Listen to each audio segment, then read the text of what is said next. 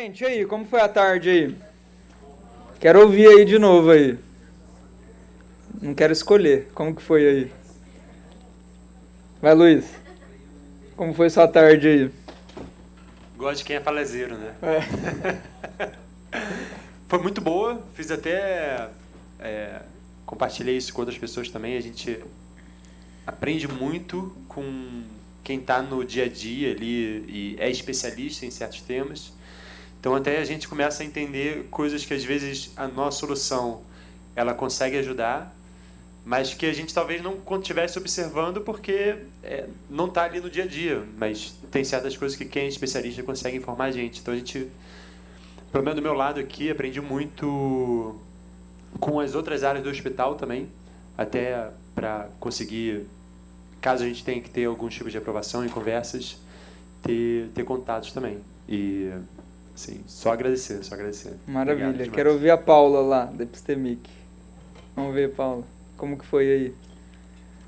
Foi muito boa, porque a gente fala com pessoas muito variadas, né? Inclusive, a gente fala de aspectos diferentes da empresa com cada pessoa. A conversa vai para um lado ou para o outro. E foram muito ricas, porque a gente falou com o pessoal de áreas que a gente não é especialista, né? Então, é uma experiência muito rica. Maravilha. A Paula aqui. Apertar aí, Paula. Como meus colegas, para agradecer. É muito interessante como novas visões trazem desafios não percebidos. E isso faz com que a gente cresça muito, amadureça e pense de um jeito diferente. Isso tudo é inovação. Então, eu tenho muito a agradecer esse espaço. Queria mais. Tem um happy hour pra isso daqui a pouco, viu? Aí é limitado. Aí é 2 horas, 3 horas pra gente conversar sem parar ali depois. Mas, você pegou no improviso, mas deixa eu pegar então um pouco mais. Eu conversei com a Carla, assim, umas coisas bem legais, que ela fala sobre governança clínica, né? E a gente pôde trocar, eu falei sobre os livros que eu tinha lido também, nesse sentido, sobre a Caixa Preta. E tem uma coisa muito legal que a gente tem visto aqui, que é o legado. Quando você planta não sei se alguém come tâmaras aqui, mas quando você planta uma árvore de tâmara, ela para começar a dar fruto, ela demora 100 anos. Então, toda pessoa que planta uma árvore de tâmara, ela nunca vai colher dos seus frutos. Ela só vai colher as próximas gerações. Então, acho que muito do trabalho que a gente está fazendo aqui é plantando essas árvores de tâmara para que as próximas gerações possam colher do fruto dessa inovação que a gente está gerando. Então, isso é muito do que eu peguei desse bootcamp aqui. Filosófico. Obrigado. Parabéns. Obrigado, Luiz. Boa. Pessoal, para a gente encerrar o nosso dia aqui, então, né, e de conteúdo aí bastante intenso, né, um dos pontos, acho que chaves aí, é a gente trazer o mundo real, né, e o bootcamp todo, ele é pautado nisso. Nenhuma das falas, das palestras, dos movimentos aqui que a gente faz, ele é conceitual, né, vocês viram que não é uma aula de slide falando sobre conceitos, é tudo mundo real, desde as apresentações de manhã, né, depois a gente falando sobre o nosso ecossistema de pesquisa, dados, né, e as mentorias serviu para essa conexão, para essa aproximação, e agora, né, a gente encerra esse dia falando sobre construção de acordos de valor, cooperação, né, sobre como nós, como empreendedores de startup, podemos construir com grandes empresas, né, em diferentes visões ou em momentos ali, acordos que dentro da área da saúde não tem outra saída, assim, né? Ou a gente constrói soluções, né, e contratos que vão ser ganha-ganha, né, que a gente vai ter de fato os 2 lados ou 3 lados ou mais de 3 lados assim ganhando ali, né? E hoje é muito comum, né? Acho que é um dos tópicos que eu quero trazer aqui, são esses contratos tripartite, né, esses modelos de cooperação entre mais de 2 atores em conjuntos ali, e que é muito complexo. Para quem está talvez navegando, né, nos primeiros contratos desse tipo, é muito difícil, né? E aí a gente traz essa experiência aqui, não como receita, né, mas como troca de experiência. E, de novo, esse painel, né, ele é aberto, vocês podem, né, trazer as vivências, experiências, dúvidas de vocês aí. E propositalmente, podem perguntar para o Fábio, para o Thiago, né, para o Mário, para o Fábio e para o Thiago aqui, a gente não brifou esse painel aqui, não tem nenhuma pergunta feita aqui, né? Então vai ser totalmente freestyle aí, né? Eu vou pedir para os três aí poderem falar um pouquinho, se apresentar, né? O que é, né? Com que estão aí trabalhando, né, envolvidos hoje. O histórico, que eu acho que o pessoal faz muito sentido nisso aqui, né? O histórico pessoal de cada um nisso. E depois o Dr. Luiz já ficou estratégico lá no fundo, lá porque ele vai provocar, eu tô vendo que ele vai provocar ali, vai vir pergunta de lá também. Então, primeiro, Thiago, obrigado, pode compor aqui com a gente aqui esse painel. Thiago da Anitel, não vou apresentar, tá, Thiago, para você poder fazer a sua apresentação, falar um pouquinho. O Fábio Zop, amigo de longa data, desde 2018 a gente construindo coisas juntos, é um prazer ter de novo aqui em Barretos. E o Mário, que é quase sócio nosso aqui, tá sempre com a gente, só não tá mais agora porque ele é pai fresco, né? Então tá um pouquinho distante no último mês aí. Então, pessoal, obrigado aí, tá, por terem topado o desafio, por estar com a gente aqui. Vou pedir uma apresentação breve de vocês aí, talvez começando com o Thiago aqui, pode ser? E acho que o Thiago trouxe um material. Isso. Acho que dá para projetar aí, né, Fabi? A gente começa aí. Fica à vontade, Thiago. Ótimo. Obrigado, viu?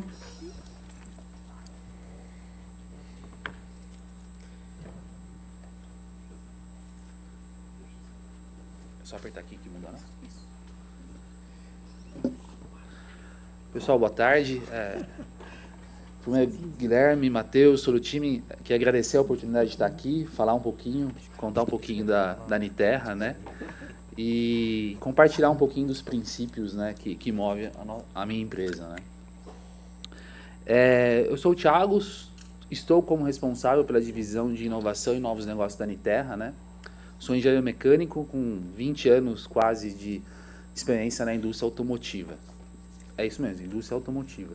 Acho que vocês vão perguntar, esse cara deve estar no lugar errado, né? Porque não conheço praticamente nada de saúde. Se abaixar a pressão de alguém aqui, eu não tenho a mínima ideia do que fazer, ainda bem que a gente está perto do hospital, e com muitos médicos aqui também. E tenho um pouquinho de pavor a sangue também, né? Então você vê que eu estou bem, né, quando fala na parte de saúde, né? Mas o que é isso, né? Deixa eu só... acho que tem que abaixar, né? Bem, alguém conhece a NGK aqui? Pô, ainda bem, senão eu ia começar a ficar preocupado aqui, né? Então, a NGK é uma multinacional japonesa com mais de 80 anos no mundo e mais de 60 anos aqui no Brasil, né? Então, nós somos líderes na produção de componentes de ignição. Ignição, saúde, nada a ver ainda, né? Vocês estão se preocupados. Esse cara realmente deve estar no lugar errado, né? Aqui um pouquinho da evolução da empresa, né? Então, a gente começou ali com um japonês ali no fundo ali, lá próximo ao final da década de 30, né? E a gente vem evoluindo a geração de negócios e o nosso portfólio, né? Chegando até o momento que a gente está hoje, né? Então, hoje a NGK/Niterra, né? Ela tem condições e é líder na produção de componentes focados à ignição veicular. Só que como todo mundo vem ouvindo e sabe, né? Motor a combustão, poluição, descarbonização, veículos elétricos, né? Então, o nosso principal negócio está seriamente ameaçado dentro dos próximos anos, né? Quando a gente fala próximos anos, aí pelo menos 20 anos, aí aqui no Brasil talvez um pouquinho mais, né? Mas como o amigo estava comentando de legado, falando de uma série de coisas, preocupações com as novas gerações, né? Então, o povo japonês tem muita preocupação com o legado, né? O que nós vamos fazer para continuar por 80 anos, por 100 anos, né? E muito com essa visão, a gente resolveu a diversificação do nosso portfólio de negócios, né? Então, não só ficar na parte automotiva ou na mobilidade e buscar outros segmentos de negócio. Aqui, como eu comentei, né, são alguns dos números da NGK, da Niterra, né? Então, nós somos o número 1 quando a gente fala de veículos, valas de ignição, sensores de oxigênio. Os nossos produtos hoje são comercializados em mais de 140 países. A gente tem plantas aí espalhadas em 47 países, né? E o resultado das vendas do último ano foram 491 bilhões de ien, né?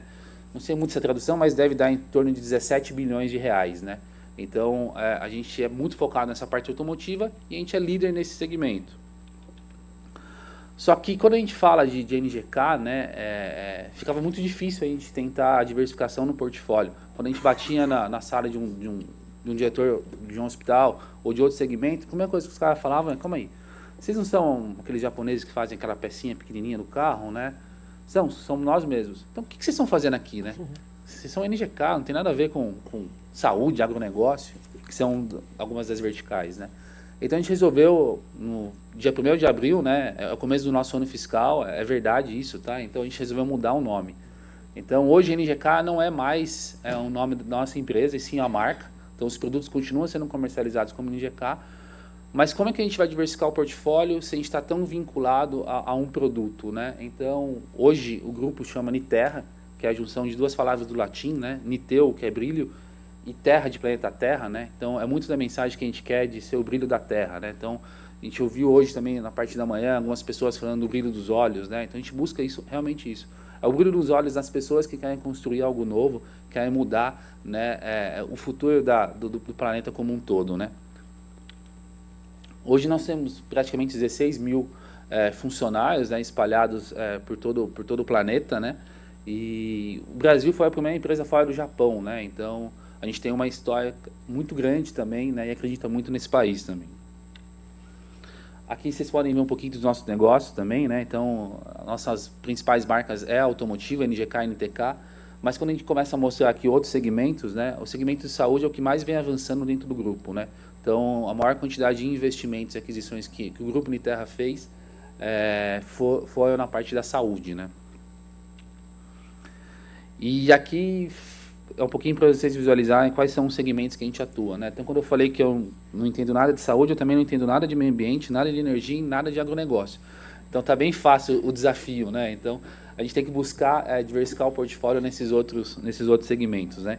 E como que a gente está fazendo isso, né? Então, hoje a gente tem uma rede, né, de 4 polos de inovação, são 600 pessoas trabalhando hoje, né, lá em Tóquio, Berlim, Vale do Silício e a gente aqui em São Paulo, buscando a inovação e buscando os novos negócios, né? Aqui um pouquinho de como que a gente atua, né, dentro da busca de novos negócios, né? Então, a gente tem um fundo hoje de 100 milhões de dólares, né, que é gerenciado pelo Pegasus. Nós também acreditamos muito em investimentos em M&As e a cocriação, né? Até pela filosofia japonesa, muito de criar as coisas.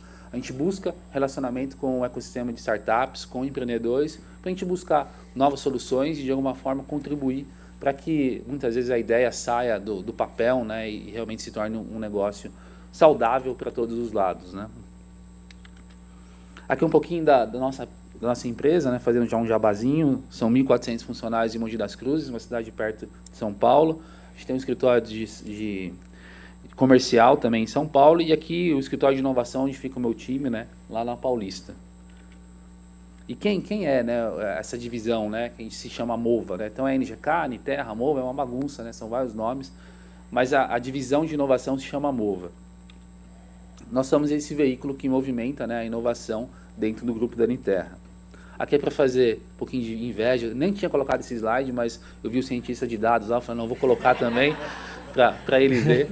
Então, hoje o nosso time é basicamente 9 pessoas, né, que ajudam a gente a criar, né, esse ambiente de inovação dentro dessa empresa japonesa. Saúde, agronegócio e mobilidade, a gente já tem avanços, né, e a gente está trabalhando agora em outras teses de energia e meio ambiente, né. E aqui a gente fala um pouquinho, né, para se conectar para a gente, fica aqui o canal aberto, né, basicamente porque a gente tem uma abertura global, a gente tem experiência industrial, a gente busca parceiros de longo prazo, isso é muito da filosofia japonesa, e a gente tem já uma experiência de ser líder de mercado de algo, né, então a gente acredita que pode compartilhar muito com isso, né, e compartilhar como, né, então recentemente a gente fez um movimento muito estratégico para a gente, que foi a associação junto com o pessoal do Guilherme, né, justamente para poder trazer as nossas teses, trazer os nossos desafios e junto com vocês, né, já há oportunidades aí de criar alguma coisa nova que impacte positivamente a vida atual dessa geração, mas também a vida da próxima geração aí, que eu tenho certeza que todo mundo tem aqui esse anseio, esse cuidado aí especial, né. Avancei um pouquinho o tempo, mas só queria deixar essa introdução até para contextualizar por que esse cara que é do automotivo está fazendo sentado aqui, né? Então, obrigado pelo tempo.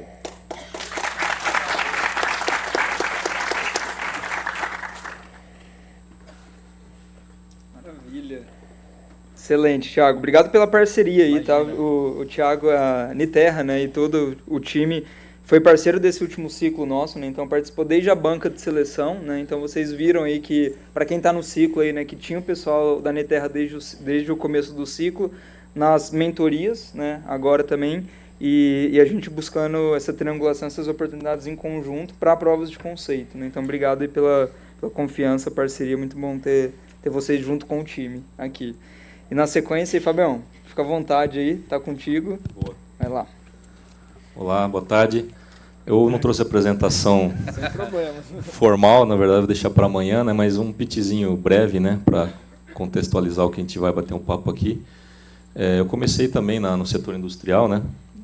Senaizão na veia e fui na indústria têxtil, trabalhei na Vicunha, na ABB e eu empreendi um negócio, a primeira empresa minha foi com 21 anos, né? Por necessidade, não era startup e durou 12 anos. Neste meio tempo tive que abrir uma empresa para salvar a primeira, né? A primeira chamava-se a DDTech, a segunda a Qualinergy. Então tem coisas para colaborar aqui com o Thiago também. E eu decidi, junto com o meu ex-sócio, encerrar as operações em 2015, por motivos pessoais e experiências. Eu vou contar mais detalhes amanhã, né? Que me fez, na verdade, fazer essa mudança de carreira, né? Aí fui trabalhar na série do Sebrae, onde tive a oportunidade de conhecer o Gui e todo esse ecossistema, o Dr. Luiz aí, o Henrique, enfim, o Rafael. De lá, em 2020, eu fui para a consultoria de inovação chamada Inventa, trabalhar com médias e grandes empresas, né, que gostariam de trabalhar com startups, inovação aberta de maneira geral. E o ano passado eu fui convidado pelo Grupo Safira, né, uma grande comercializadora de energia no Mercado Livre, e estive lá como gerente de inovação, Corporate Venture, até o mês de outubro. E de lá estou empreendendo. Vou colocar esses detalhes, mas basicamente a aceleração de ecossistemas de inovação, a criação de vales estruturados, baseado em experiência, né, tácita, e também na pesquisa que eu fiz no meu mestrado, né. Então, basicamente é isso, né, enquanto experiência. Então, espero bater um bom papo aqui com os companheiros. Legal. Só faltou a sua veia investidor, né? Deixa para amanhã. Deixa para amanhã, tá? Como que você caiu nisso? Spoiler. Vai lá, mano. Legal. Eu sou Mário, eu sou fundador da Kidop. Eu tive a honra de fazer parte aqui da última turma. Foi a última, né? Foi a última. A última do ano passado. Também aqui da aceleração. Foi muito legal. E a Kidop, ela atua nessa parte de jornadas digitais. Então, parte de jornada digital para navegação ecológica, para diferentes jornadas junto ao paciente, em diferentes cenários, né? E a gente já faz isso há alguns anos, né? Eu fundei a Kidop em 2009, 1º de abril de 2009, e nessa a gente viveu todas as ondas desse mato alto, né? Quando era começando a ver os diferentes pontos ali, e com o Clever Care, né? Nossa solução principal hoje, a gente teve algumas premiações, algumas linhas, mas o principal, a gente conseguiu aprender a criar cases ali, criar inovação junto a grandes players. E isso acho que é o que eu posso ajudar muito aqui hoje, né? Criando desde acordos diretamente com indústria, com hospitais, e acordos também colocando todo mundo na mesma mesa, indústria, hospital, a startup, como costurar acordos ali de ganha-ganha e levar a inovação para implantar impacto positivo mesmo, né? Não ser aquela inovação de fazer espuma, aquela inovação só de dizer que tem, e ser uma inovação realmente que vai estar atingindo o paciente, atingindo todo mundo ali, e conseguir navegar esse universo. Boa, Mário. Pessoal, eu queria deixar aberto aí, podem puxar o microfone na hora que quiserem, tá? Levantar aí, só pela luz a gente já vai conseguir ver. Só queria puxar... Vai lá, Paulo? Já? Não? Eu só vou puxar uma primeira com o Zop aqui, que eu acho que, puxando essa linha do que o Mário falou agora, começando pelo mais amplo ali, né? E o Fábio, ele viveu a carreira mais empreendedora, a visão da grande empresa, né? E como acelerador de comunidades, né? No Brasil todo, aí teve um papel fundamental na construção de programas do Sebrae, né? Que aí veio depois a culminar, assim, hoje né, muitos programas que o Sebrae tem foi o Mato Alto lá atrás, né? Que você falou aqui agora. E você talvez tenha vivido aí uma época, junto com o Mário ali também, de muita espuma e muito barulho, né? E aí eu queria que você falasse um pouco isso, assim, da ótica da grande empresa, né? Como, depois acho que até para o Thiago aqui também complementar essa visão, né? Como que a grande empresa, ela se blinda, né, desse monte de espuma que tem ainda nas comunidades, ecossistemas de inovação, falando do ponto de vista dos empreendedores. Porque muitas vezes, na cabeça do gestor de inovação, ele está num monte de evento que é barulho, puff colorido, né? E talvez naquelas 1000 pessoas tem 2, 3 pessoas sentadas ali no meio que são, de fato, aquelas que estão ali para fazer ele acontecer, né? Como que na cabeça do gestor uma startup ela se destaca ou ela vem, né, com essa visão, cara, eu estou pensando em ROI, projeto, resultado aqui, né? E esse movimento de comunidade mesmo, né? Que eu acho que a gente está numa transição que, acabando esse oba-oba, a gente está vivendo agora uma época de dar resultado. E gestor de inovação, que antes era medido por sucesso de eventos, né, ou de programas, agora, no final da conta, tem que gerar resultado lá no final. Legal. Bom, antes de responder a pergunta, eu preciso dar o contexto, né, do Grupo Safira, que ele é bem peculiar ao tema energia e transição energética, né? Talvez acelerado por uma portaria normativa aí do ano passado. Então, a Safira ela é uma comercializadora de energia elétrica, né? Então, ela não tem dinheiro de P&D. Né, o recurso público de P&D está atrelado à geração, Eletrobras da vida, transmissão, né, ISA-CETEP, Alupar, e distribuidoras, CPFL e afins, né? Então, isso já foi um desafio tremendo, né, de entender o ecossistema, né? Então, basicamente, eu me precavi ali para me conectar reconectar, né, com essas comunidades de startups, né, para ter o scouting de startup o mais rápido possível, porque coincidentemente, Thiago, o meu CEO era japonês e não tem pessoa mais pragmática que japonês, cara. Até estou para escrever isso, né, preciso parar, né, mas o que é inovação, né? É também evento, né? Mas ali era EBITDA Evaluation. Se viesse com qualquer coisa distinta disso, era assumir risco em demasia, né? Mas, enfim. Então, esse ecossistema, né? Toda a construção disso, né? Além da startup, também participando com ICTs, né?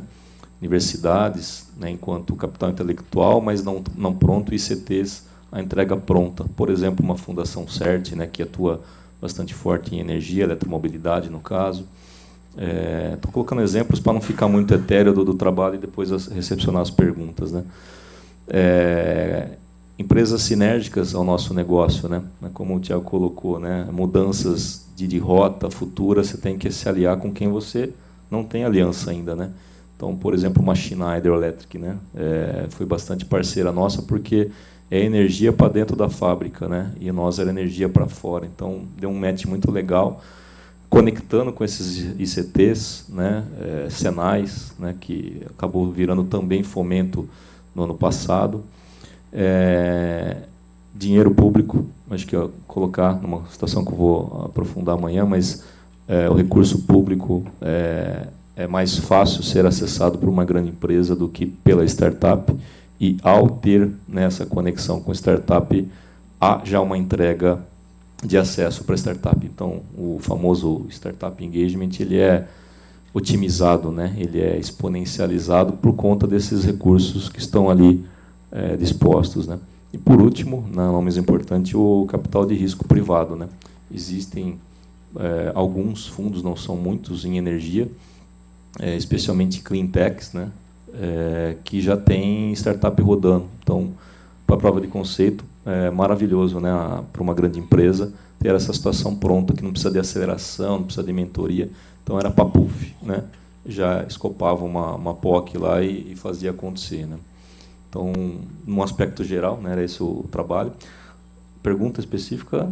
Como que, no ponto de vista da startup, ela foge desse teatro, ela foge desse barulho, dessa espuma? Assim, o que o gestor de inovação, acho que depois queria até que o Thiago trouxesse isso, quais são os cheques na cabeça do gestor de inovação que ele faz da startup para tomar uma decisão de relacionamento, de avançar num projeto, numa POC. Legal. Fugindo do teatro, assim, né? Boa. Eu sempre apresentava, né, a estratégia, não tem muito o que esconder na energia, muito claro, né? Os horizontes de inovação, né? É uma metodologia aí, desenvolvida pela McKinsey e tem desafios chaves, né? Então, eletromobilidade, uma delas, armazenamento de energia era outra, né? Hidrogênio verde. Então, quanto mais específico for para a startup, mais ela pode entender também que o negócio é sério, né? E eu, particularmente, colocava exemplos, né, de startups ali, proposta de valor, que poderia ser complementares, né? Por exemplo, hidrogênio verde, que é um negócio um pouco distante da realidade, mas vai acontecer, né? Não tem nada pronto, então você tem que ter isso que você colocou antes de começar o painel, né? Cocriação, né? Então, existe um programa do GIZ, né, GIZ, um instrumento alemão ali para esse tema hidrogênio verde, dentro do IPT lá em São Paulo. Então, essas startups elas eram complementares, né? Então, eu trazia outra individualmente e propunha, né, já que eles se conheciam, conversar, porque esse é um ponto interessante do relacionamento. A empresa grande ela tende a sugar esses recursos da startup sem perceber, né? É muito forte a atração ali, tempo, né? Então, se a startup também não tomar cuidado, né, de discutir logo de início, né, quais são os próximos passos, o timing, né? Eu ficava muito preocupado, né, tendo sido empreendedor, né, ajudando, né, startups a se desenvolverem, a tomar o tempo da startup por conta dos processos que eu não tinha controle, por exemplo, jurídico, né? Tive um problemaço ali de resolver o roadmap meu jurídico, que demorava 2, 3 meses, né? E pedi para a Red lá fazer um pacotinho. Então, concluindo, né, a startup perguntando, né, eu colocava isso de maneira exposta, explícita, né, com o NDA assinado, mas a startup perguntando, né, exemplos práticos de qual startup que já passou, né, pelo programa de inovação aberta ou programa de aceleração, qualquer coisa que seja a estratégia ali, ter uma noção, né, a forma de falar. Né, quanto mais evasivo for, pelo menos eu gosto de ver esse detalhe, né? Não, vamos ver certinho. Não, esse tipo de palavra né, ele acaba cometendo essa gafe. Né? Não tem nada escopado, não tem nada pronto. Né? E o inverso é verdadeiro. Né? Quando você coloca, né, uma situação que aconteceu com uma startup, com outra, você começa a replicar como que você poderia ser nesse mesmo caminho. Né? Boa, Thiago, quer comentar? Vou sim. Acho que assim, né, esse ponto que o Gui trouxe em relação ao oba-oba, né, o confete, muito, eu acho que cada vez mais isso vai diminuir dentro das grandes corporações, né? A gente está vendo que custa muito só ir em evento, só fazer o oba-oba, só para pôr no LinkedIn, só para falar que está fazendo alguma coisa. A conta vai chegar em algum momento dentro dessas grandes empresas também, né?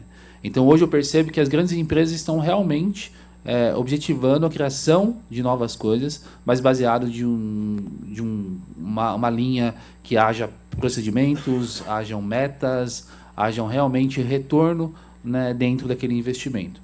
No final das contas, as grandes corporações, de uma forma geral, vão olhar a última linha.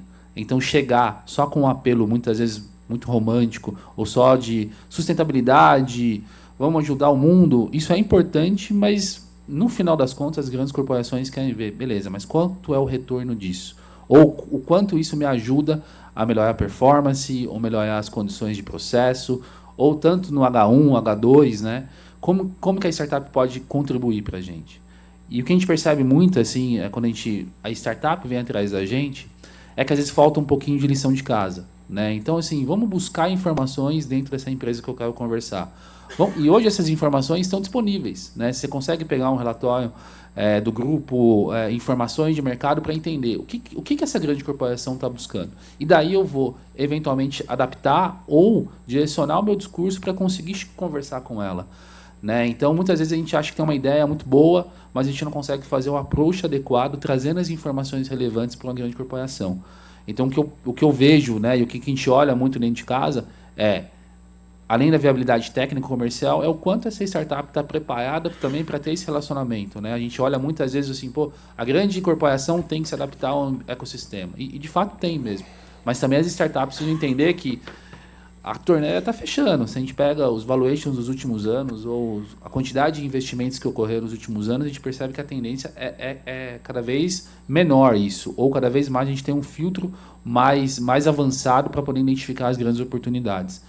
Então, acho que, resumindo, realmente, quem ficar com divisões de inovação, né, departamentos de inovação de empresas, é que estão já com uma meta, a conta já está chegando, então os reportes já não são tão mais agradáveis, né, dentro das grandes organizações. E, quando for ter esse approach, ter esse contato, talvez entender um pouquinho melhor, né, o que essa grande corporação está buscando e qual é a linha de centro aí que ela colocou para os próximos anos. Né? Luiz? Tá com o microfone aberto. Beleza. Então, assim, acho interessante a gente tirar umas lições de casa, né, do que a gente está ouvindo aí, né? E onde perguntam, assim, já perguntaram para a gente, né, o dinheiro os investimentos estão diminuindo? Não é que eles estão diminuindo. A gente já discutiu sobre isso em outras vezes, até num outro evento aqui. As empresas sérias que têm respostas, os dados finais, esses continuam com o mesmo investimento. A torneira está fechada. Claro, deixou, o romantismo acabou. É isso aí. Então a gente tem que tirar de lição de casa que muitas vezes as startups elas passam no nosso ciclo de aceleração antes do nosso batch com um monte de ideias e às vezes o produto é super bom, tá com uma ideia boa, só que falta um pedacinho dela para ela estar completa. Ela precisa voltar a fazer um passo para trás, fazer um ciclo de aceleração melhor para que ela entregue o produto final, senão ela vai morrer. Então é interessante ouvir de vocês isso, porque, primeiro, uma empresa que tem um outro viés, buscar na área da saúde porque ela identificou um problema que vai acontecer. Segundo, ouvir o poder mesmo da empresa, que é o que a gente quer. A gente quer dados, quer soluções, que tenham o projeto. E o que acontece é, eventos como esse aqui, são eventos que, como a gente falou, as empresas já estão um pouco mais maduras para estar desenvolvendo. Você quer procurar iniciar na inovação, existem outros eventos que são para você entender o que é iniciar MVP, beleza, é uma coisa simples. Então, a gente tem que saber identificar e procurar instituições sérias que trazem solução rápida e que te ajudam a ter esses resultados para você não morrer. Porque você desilude, aí tem perde duas, perde três, perde quatro, fala, não dá certo, isso não presta. Não, é você que fez tudo errado. Acho que são uns comentários interessantes que a gente tem, porque eu queria ouvir um pouquinho, Thiago, porque o que faz vocês, como indústria, e depois o Mário, com a experiência dele que tem de ter várias procuras pela indústria que foram atrás de você, o que fez a indústria ir atrás de você? Foi você que foi buscar eles ou eles que te viram o seu resultado?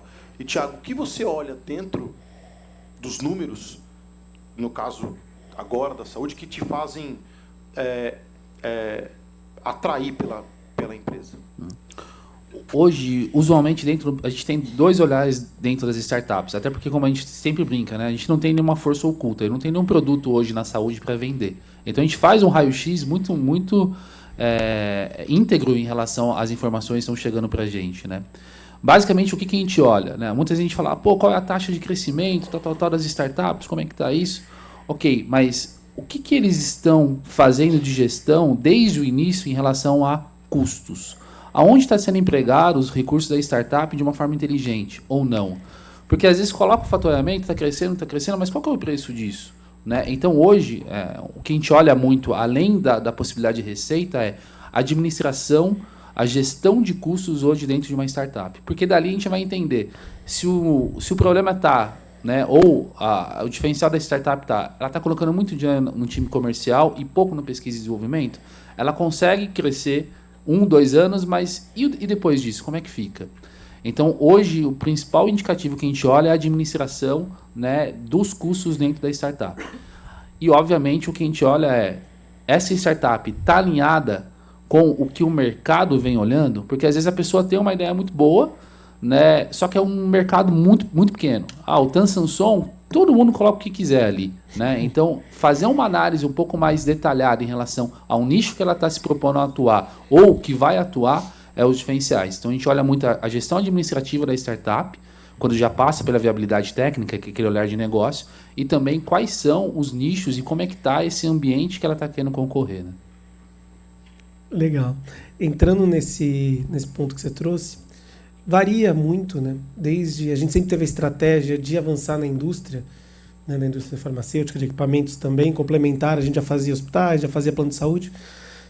E fomos criando isso daí, fomos buscados por alguns, procurando outros, mas uma coisa tem em comum até com outro ponto que você trouxe, que é nem sempre a grande empresa ela tá tão madura quanto você imagina olhando de fora. Então nem sempre ela sabe comprar inovação, nem sempre ela sabe o que você precisa, ela pode querer muito aquele seu produto, mas ela não sabe como colocar aquilo, empacotar. E aí que eu vejo morrer muita gente, igual você trouxe na parte do dinheiro. Porque às vezes o empreendedor ele é um otimista por natureza, ele é até um otimista ilusório, né? Porque se não for meio louco, não empreende, né? Principalmente com todas as barreiras que a gente tem, com todas as coisas. Só que a gente, por ser um pouco otimista, um pouco...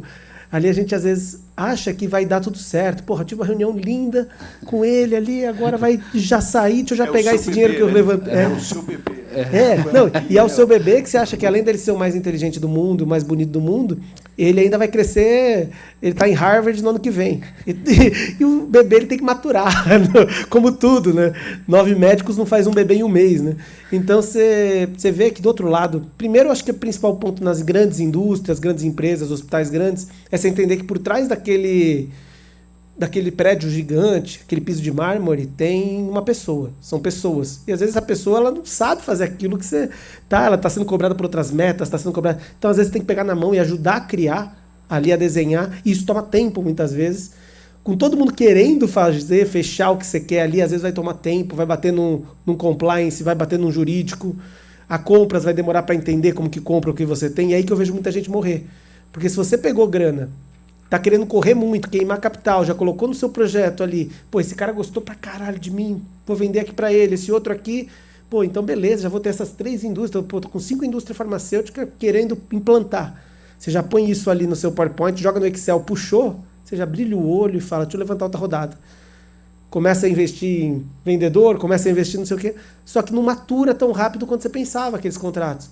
Bate em jurídico, bate em contratos, bate em legal, e não é porque não estão gostando do que você está fazendo, não é porque você está fazendo errado, né? É um pouco daquele, é quase o Rock Balboa aplicado, né? Não é? A vida bate em você pra caramba e te joga no chão, e não é porque você está fazendo alguma coisa errada, não é escola, que você não estudou, então você foi mal na prova. Na vida real, você faz tudo bonitinho e se fode.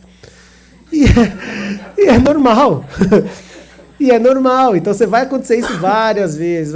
Eu acho que o grande ponto para você ficar sobrevivendo como startup, e principalmente as que estão sobrevivendo nessa maré d'água baixa, é você conseguir ser resiliente. Então você tá ali com aquele cliente que é muito bom, beleza, mas já pega um outro também, já fica com uma outra galinhazinha de ovo de ouro que tá pagando ali, que não é tão atraente, mas já tá pagando, enquanto você busca outra ideia, vai trabalhando ali outras formas de você ir mantendo o fluxo de caixa, porque o caixa é seu amigo, ali pra você pagar todo mundo e tal, não dá o passo maior que a perna. E entender que, principalmente na nossa área, que é saúde, ninguém apanha por não fazer. Quem mata é Deus. O cara fez alguma coisa ali, tentou, deu errado a inovação, pô, vão cair matando nele. Então, se ele fez uma inovação diferente para tentar um novo método cirúrgico e morreu alguém, cara, vai todo mundo em cima. Pô, morreu menos gente do que morreria no método tradicional. Não, mas por que você pôs um robô para operar? Até chegar num ponto ali. Então é muito complicado a adoção de inovação na saúde. É um ambiente mais receoso porque é um ambiente mais sério, né, com maiores riscos, maiores pontos. Então tende a tomar mais tempo. Então um ponto importante para a gente entender nesse todo é muitas vezes você vai ter que educar o seu cliente. Você vai ter, por mais que é um cliente gigantesco, e a espuma não acabou totalmente, né? Porque às vezes grandes empresas você vai ver espuma ali dentro também, e você vai ter que entender também onde você aposta a ficha, onde você põe a outra.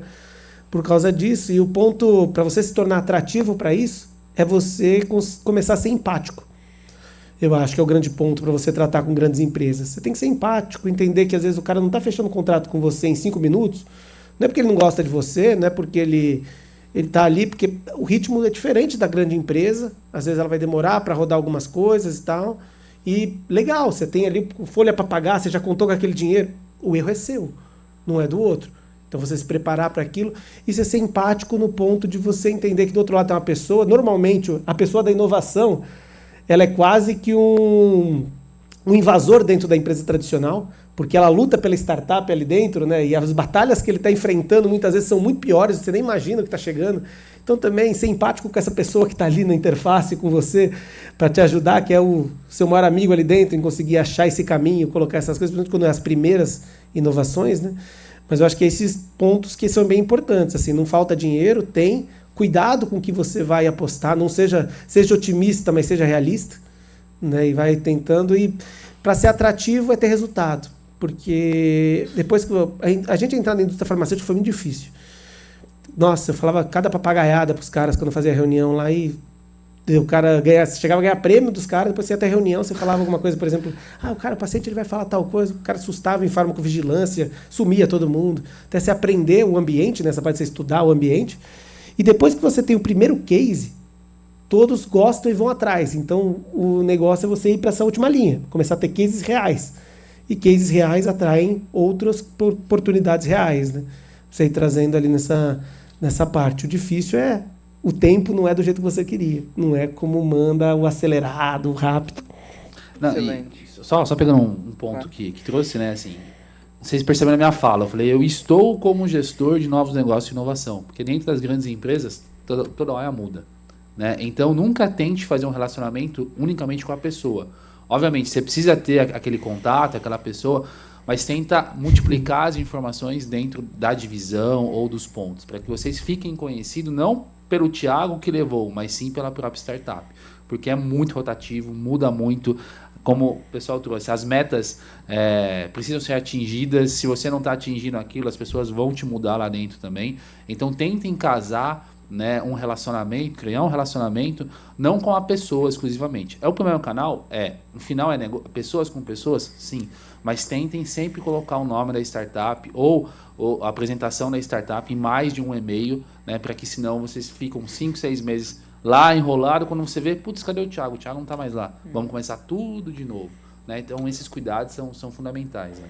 E tem um lado positivo disso, porque às vezes essas pessoas rodam tanto que no começo, quando a gente estava começando aquelas primeiras inovações, a maioria dos meus novos clientes eram gente que saía de clientes anteriores que eu estava. Então era bem legal. Você estava ali, a pessoa ela saía daquele hospital e ia para outro. Aí ele te chamava, vem aqui para o hospital novo, tô aqui, vem cá, chega aqui, eu tô aqui no coisa. E aí você ia tendo esses pulos também. Tudo muda muito, assim, ter essas relações é bom por isso também. E saiba que é relação de longo prazo. Então seja muito ético. Sabe, seja muito centrado, não é uma corridinha de 100 metros, não tenta levar vantagem, não, vai devagar, vai tranquilo, faz seu nome com realidade ali, né, sem muita empolgação, sem muita mentira, fake until you make it não funciona na saúde, faz direito mesmo, faz a coisa centrada, faz a coisa bem feita, e aí você vai criando seu nome ali dentro e aos pouquinhos você vai caminhando essa maratona. Excelente, acho que a Renata estava aberta aí, vai lá, Renata. Foram tantas reflexões que eu estou na pergunta que eu tinha pensado. Mas a gente falou muito de indicador, de mensurar resultado, e eu vejo na saúde, assim, nem sempre ele é tão rápido, e às vezes a gente está focado em custo evitável, ou então otimização de recurso. Como chegar com esse dado, né, de forma que ele seja palpável, para que a gente possa ter custeado a solução naquilo que é um custo evitável, né? Como fazer essas parcerias, que talvez o custeio dessas POCs, por exemplo, sejam feitos por um terceiro e não necessariamente o sistema público, por exemplo. Estratégias nesse sentido, que eu gostaria de ver a discussão de você. Eu tenho algumas, né? Eu posso contar alguns exemplos. Essa parte de você trazer esses terceiros para criar, por exemplo, uma inovação no SUS, uma coisa assim, seja uma indústria farmacêutica, uma indústria de equipamentos, parte muito daquele ponto que até o Thiago trouxe muito bem, que é entender muito bem o negócio. Então, é quase que criar a 4 mãos aquele cenário. Então, você tem aquele objetivo central daquele impacto que você quer. Você vai entender o que aquilo impacta. Aí você vai ter que subir uma derivada. Entender o que aquilo impacta diretamente, por exemplo, num potencial patrocinador, seja uma indústria que está com uma dificuldade de acesso, seja uma indústria de equipamentos que poderia ali ter um ganho em cima, por exemplo, de um direcionamento de uma cirurgia chegando mais rápido, uma que tem algumas barreiras, seja o que for ali. E com base nisso, você traz para dentro dessa conta esse terceiro player para conversar junto sobre essas possibilidades de co-criar. Entendendo que cada player que entra, ele tem as suas motivações, ele tem seus riscos, ele tem suas agendas, né? Porque ele não pode fazer o que você deseja. Então, a gente tem que parar de achar, às vezes, que a gente é a última bolachinha do pacote. Venha comigo. Ninguém vai vir comigo. Venha aqui, eu tenho a coisa gigantesca. Não, você que tem que ir junto. Então, trazer ali, entender mais ou menos. Então, legal, você tem um desafio grande disso daqui e eu tô com esse desafio grande aqui. Vamos sentar todo mundo para conversar? Eu já fiz, por exemplo, aqui várias vezes isso. A gente chega assim e traz alguém, alguma indústria, alguma coisa, tem um desafio tal, vamos sentar junto para ver que eu acho que pode ter potencial ali. Então, isso parte também desse networking de você ir criando, né? Mas em especial de você começar a focar a sua experiência, então a visão real do ecossistema de saúde. Porque o ecossistema de saúde ele tem algumas peculiaridades que são muito complicadas, mas ao mesmo tempo grandes oportunidades. Que é, por exemplo, nem sempre o impactado é o que paga, nem sempre o desarranjo daquele indicador ferra o executor, ele ferra um terceiro, por exemplo, uma saúde primária mal gerida, um pé diabético, não é problema da saúde primária. Ela é, né, em teoria, mas sofre o custo mesmo para o terciário, para o secundário. Então você tendo esse dinamismo, você consegue encontrar os pontos ali que podem facilitar a criação, quase hackear ali uma forma de você criar essas inovações, criar essas coisas. E aí é tudo também essa questão de cada player que você traz são outros níveis de complexidade, é outro jurídico que você tem que passar, é outra linha, mas você cria coisas mais sustentáveis. Tem um repositório interessante no que está sendo colocado, que é a Embrapi. E eu validei isso em energia, imagino que saúde também, né? Eles gostam muito de acordos participativos, né? Que é tudo aquilo que está fora do edital. Tendo um problema latente, enfim, pelo menos um player relevante, você costurar isso, né, de maneira do zero ali, a criação de edital específico para esse problema que eles não enxergaram, né, ao publicar um edital. Então, eventualmente, esses players privados serem desembocados, isso é uma hipótese, tá? Na Embrapi, que está ali para isso, né? Então, tem um tripartite que funciona muito bem. Falando um pouquinho da corporação, né? Eu acho que é muito importante, se você já tiver tido um case, conseguir levar um case, eu acho que abre muitas portas, principalmente se você conseguir com alguém relevante, né? Outro ponto que eu acho que é bastante importante estuda um pouquinho a tese ou que está sendo compartilhado por essa grande corporação e tenta realmente ver se o que ele está dizendo encaixa com o produto ou o serviço que você oferta. Porque muitas vezes o cara da grande organização, ele também não sabe o que ele está buscando. Às vezes ele precisa desse suporte, ele precisa dessa interpretação para você poder chegar e falar assim, tá vendo esse ponto que vocês estão dizendo, que vocês estão buscando? Eu tenho isso que atende da seguinte forma, né? Então, acho que, voltando, a lição de casa eu acho que é muito importante também para o lado da startup, né? Só um detalhezinho pequenininho Claro. em cima disso, que eu falei muito uma coisa mais teórica de contato. Você não tem contato, né? Então, fica ruim disso. Você não tem contato, não estou chegando agora. O que dá para fazer é exatamente isso. Que é, por exemplo, você tem, por exemplo, já um projeto no SUS, que é ali com uma ideia para o SUS, tem muitos desafios que tem ali das indústrias, ou dos hospitais, ou das fontes pagadoras, plano de saúde. Tem muito as teses de investimento. Então, conforme você lê essas teses, você encontra o que é o ponto em comum, e aí você monta, já com o parceiro terceiro, por exemplo, aqui o Hospital do Amor, ou com outro parceiro terceiro, você já monta um case para levar para esse cara, levando aquele indicador, que é o indicador que ele setou na tese dele, ou que ele sentou no desafio. Então, eu tenho um desafio muito grande com diabéticos aqui, que ele não faz um acompanhamento, e eu tenho o melhor remédio para isso aqui tal, que está no SUS, mas ninguém usa porque ninguém sabe. Beleza, ou vacina Covid, por exemplo, tá? Ou, por exemplo, qualquer outra coisa que está ligada num caminho complexo e você vê que tem essa demanda. Você olha essa demanda, aí você monta com o terceiro já um case bonitinho para você levar esse case, e aí o lugar tende a adorar. Porque, por exemplo, é muito difícil, por exemplo, eu tenho uma vacina nova para dengue. Legal, mas desenvolver relacionamento, de onde eu vou implantar, como que eu vou fazer? Então você já tem aquele desenvolvimento, aquele relação, facilita você levar para ele aquela coisa encapsulada para ele bancar alguma operação. Então isso são estratégias que funcionam para fazer bancar operações, quando você tem assim. Já faz alguns minutos que a gente está esbarrando no principal entrave, né, de bons relacionamentos, que é o cultural, né? E aí tem que entender. Tinha que você falar dinheiro. Exatamente. Mas tá dentro do contexto, né? Eu vejo assim, a corporação ela só vai publicar se ela tiver 2 passos à frente daquilo que foi publicado. Ela nunca vai ser online, né? Então, o modus operandi dela, pelo menos da grande maioria, é rastreável, né? Dessa maneira. Então, nesse contexto, né? No meu caso lá, a gente usava a estratégia do Corporate Event Building, né? Que não é uma palavra comum para startup, né? Porque tinha dinheiro público. Então, é isso que eu coloquei anteriormente. Não está explícito, mas alguma coisa ali dá para pescar, né? Mas as startups elas vinham atrás do CVC nosso, né? E logo de cara já tomava um ponto negativo, né? Porque também não tinha, né, o MVP bem ali traqueado, mostrável. Então, mostra também a lição de casa que não foi bem feito. Então, isso é cultural, né? Lógico que, né, eu, na responsabilidade que tinha, ia afunilando, tal, mas quando a startup vem mais madura, e eu vou citar um nome e um case para ficar claro, né, dessa colaboração. É uma startup especialista em etanol, Liconic Tecnologia, de Sorocaba. Eles já sabiam o que a gente estava fazendo, então não é tão distante ali de Alphaville, né? Então a gente se conheceu no Sebrae em Sorocaba, né?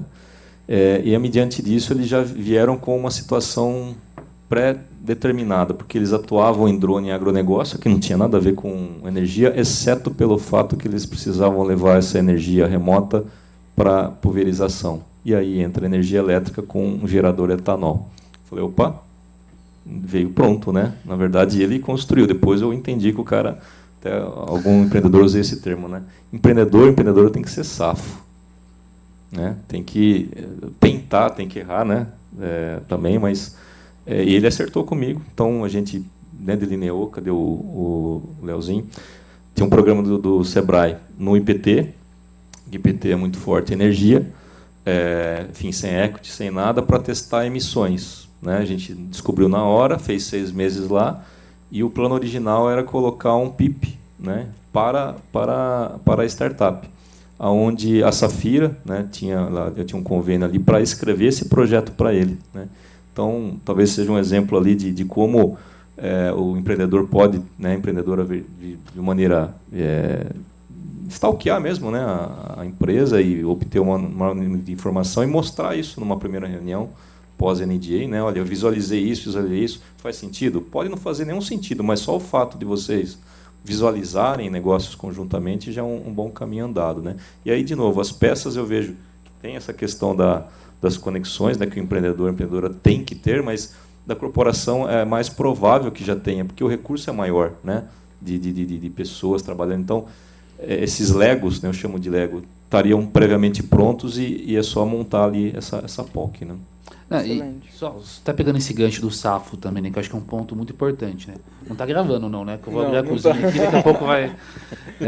Vocês precisam entender. Ninguém grava, hein? Vocês precisam entender também o ano fiscal das grandes empresas também, porque a gente trabalha com orçamento. Então você pode pegar um bom momento que eu estou com o orçamento sobrando e eu preciso gastar, parece meio questão de pública assim, mas é verdade, na grande empresa também, porque senão eles vão me cortar no que vem orçamento. Então eu estou no momento que, eu estou mais feliz para ouvir o que você vai me dizer. E tem também o inverso. Não adianta, você está falando, não está saindo aqui porque não tem dinheiro nenhum. Então, ou eu vou pensar em colocar num plano de investimento para ver se ano que vem a gente atua. Então, entender também esses movimentos que ocorrem dentro das grandes empresas, ser safo aí pegando esse gancho, é muito importante. Então, quando você senta com uma grande corporação, 1, 2 reuniões, você percebe que o negócio está evoluindo, entende também qual é o momento dela, como é que funciona essa questão de investimento, desembolso, da onde que vem isso, porque às vezes você está gastando muito tempo com um cara que só vai ter verba daqui 2, 3 anos, só que ele também viu oportunidade e não quer largar, só que ele não quer se expor lá dentro, porque você não tem casos ainda suficiente para ele colocar o dele na reta, vamos dizer assim, para te levar. Então, realmente, é um ambiente também muito de interpretação quando você senta na mesa de reunião com uma grande corporação também. Boa. Eu vou passar para a Paula e para a Silvia, mas só para não perder o gancho, acho que um ponto assim, que foi falado nas 3 linhas que a gente sofre muito, assim, então, já passando de mediador para debatedor aqui, né? Já.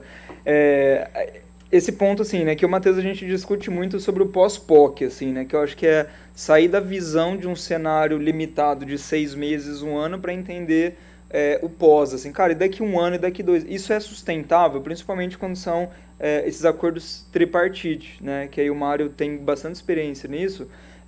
Tá um movimento muito comum, né, das startups procurarem a gente aqui. A indústria X quer financiar um projeto nosso nesse sentido. Para nós pode fazer super sentido, né, para um cliente da solução ali.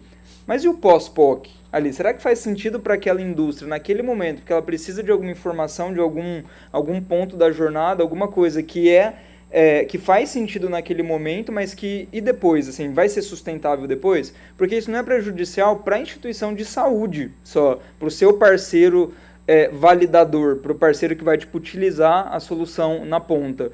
Porque, querendo ou não, a instituição vai sobreviver de alguma maneira depois. Agora, se a sua startup, né, que é justamente o que o Mário falou, se você coloca os seus ovos nessa cesta, né, porque a indústria X quer financiar um projeto e são contratos realmente generosos muitas vezes, né, e que você vai validar a solução junto com um terceiro, pode ser aqui em qualquer outro lugar, se isso finalizar em 6 meses, né, e você não tiver sustentabilidade desse contrato, porque você não conseguiu provar métrica nenhuma para o seu parceiro validador e olhou só para um lado da ponta, isso não vai ser sustentável no médio e longo prazo. Então, esses contratos tripartites, eles têm que ser extremamente bem construídos e tendo as métricas chaves na mesa de uma forma muito clara, né, porque ali é um namoro, né, um relacionamento de médio e longo prazo que vai perdurar dali, que se isso não tiver claro para as pontas, e pode, né, justamente ser esse cenário que eu falei, pode ser que seja a indústria ela quer resolver um problema pontual e vai financiar um projeto para um parceiro X, legal, né, tá todo mundo dentro de compliance, não tem problema nenhum jurídico, tá todo mundo limpo, né, jogando o mesmo jogo. Se isso fizer sentido para as 3 partes, legais. Mas se for obscuro para algum dos lados, principalmente para o seu negócio, se você não está olhando que esse é um projeto de 6 meses, depois desses 6 meses acabou a alegria do lado da indústria, e você não tiver métrica para o parceiro, acabou o contrato. E aí você vai demorar o que o Mário falou, 6 meses, 1 ano. Para construir um novo acordo desse, você vai ter caixa para sustentar o contrato. Então é complexo, porque saúde ele é um ecossistema complexo, né? Então, olhar para todos esses pontos nesse momento de contrato não é só trazer mas eu estou trazendo o dinheiro da indústria X e a gente vai rodar. Tá, mas e, assim, qual métrica? Qual é o resultado? O que a gente está buscando junto? Vai lá, Paula. Eu vou falar desse assunto mesmo. Eu estou bem nessa jornada tripartite, né? Uma das indústrias eu acabei fazendo 3 fases. E aí eu fechei a primeira, a segunda e a terceira, que seria a aplicação sendo usada, certo? O que eu fico pensando nesse contrato que agora estou lendo é como que eu me asseguro, porque eu vejo uma parte do hospital que vai participar da primeira etapa, tem indústria farmacêutica e eu, uma startup mini, com um advogado. Como que eu me asseguro? Eu coloquei métricas de cada etapa, entendeu? Para conseguir amarrar um contrato no outro. Mas eu consegui aí 2 anos. Será que essas métricas, eu não sei como que você fez, de repente são suficientes para eu amarrar esse contrato? Ou o que você sugere, pelo que você já passou? Não tem muito jeito, não, viu? Tem que ter sorte na vida. Foi na mão de Deus. Mas o principal, você tem que ter a chave do cofre. Então, a única vantagem que a startup tem é que o know-how da execução é seu. E a forma de executar aquilo, você nunca pode ser um intermediário dispensável. Então, você tem que sempre segurar a chave do cofre. Então, você tem que aquele ponto que você está executando, você está no meio ali dos ciclos, aquele ponto é só você que faz, É só ali, uma que normalmente nenhum dos dois lados tem interesse em desenvolver aquilo porque é fora de qualquer outro ponto. Mas para não poder ser substituído e tal, ser pensando numa operação que está dando muito certo, um dos principais riscos é você ser substituído.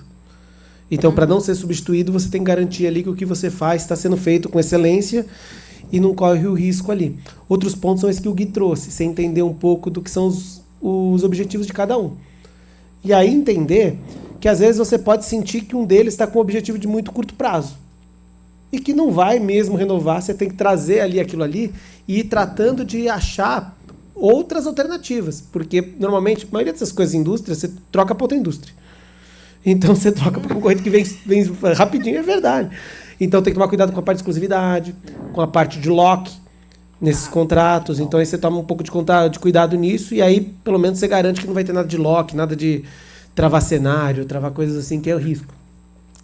E por isso que tem que tomar um pouco de cuidado com a vibe do cocriar. Pô, legal, não, cocriar não, mas estou licenciando. Ah, legal, vou fazer junto com você aqui, mas estou licenciando.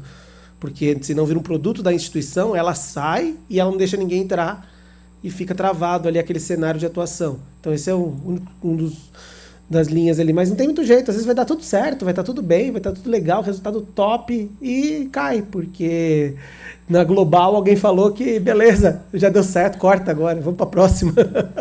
E acontece. Por isso que também não pode apostar muito. Tá.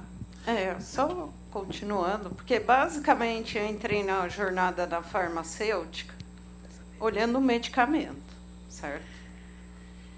Basicamente eu entrei no escopo de algumas, entendi o quanto que elas querem investir para tentar me assegurar. Você acha que essa é uma jornada válida? Não é válida, porque mais do que ser um medicamento, é uma dor. Então, e é uma dor comum.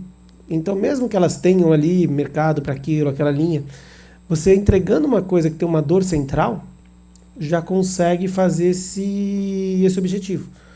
Porque a dor é compartilhada, por mais que não seja aquela medicação, beleza, aquela medicação é que está aprovada no SUS, nesse ponto. Mas pô, sempre tem alguma outra que está entrando no pipeline. Sempre tem alguém que está só testando aquele mercado para pensar em uma nova droga. Então depois você consegue até achar outros pedaços, fora que você consegue, se você estiver provando o resultado, depois você consegue achar outras formas de venda direta, que eu nunca fiz, por exemplo, mas que é viável, já vi outros fazendo. Por exemplo, emenda parlamentar, coisas assim que você vai pondo ali se o bicho pegar mesmo e não tiver jeito, que aí você vai para esse outro lado.